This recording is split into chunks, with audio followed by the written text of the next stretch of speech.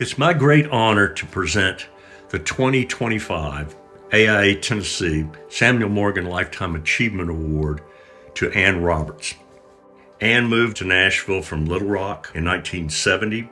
She joined the Historic Commission in 1976, and she became the executive director of the Metro Historic Commission in 1982. She served in that role until 2008.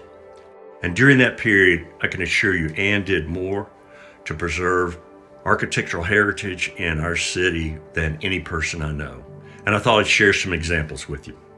When Ann showed up, 2nd Avenue was kind of run down. It was a commercial street, underappreciated, just a bunch of warehouses. Beautiful buildings, but it wasn't treated as anything special. Today, it's completely different. It's a wonderful destination thanks to Ann's hard work, one of the most exciting places to visit in our city. And in fact, they moved the Metro Historic Commission to offices into one of the coolest buildings on the corner, the Silver Dollar Saloon. And they were there for many years. She was at the forefront of preserving the Shelby Street Bridge. Shelby Street Bridge was going to be demolished because it couldn't hold heavy loads, and Ann and so many others convinced the city to save it and make it a pedestrian bridge.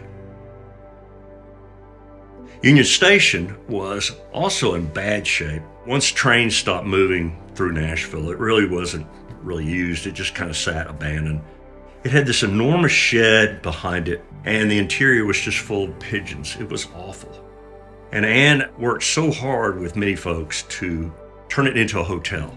And it's still now one of the most beautiful public spaces inside, wonderful place to stay.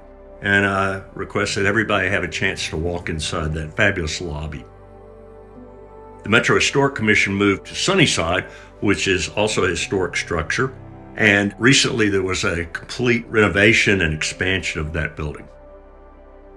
And worked diligently on the city cemetery project. Our city cemetery, which holds an incredible number of historic characters from our city. And it was a wreck, weeds everywhere, and she convinced so many people with the city to fund restoration and preservation.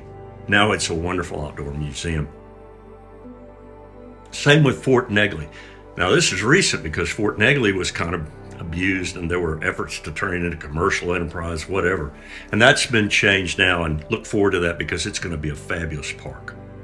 And headed up historic zoning overlay processes, which are still controversial, but endeavor to save areas, neighborhoods, and preserve the ambiance and the architectural character.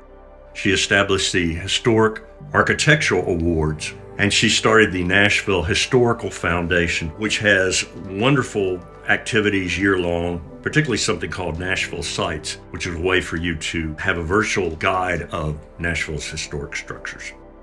She's been involved with so many things. She participated heavily in the plan of Nashville. But I'll leave the best for last, and that's the Ryman Auditorium. Most of you know the Ryman was built in 1888.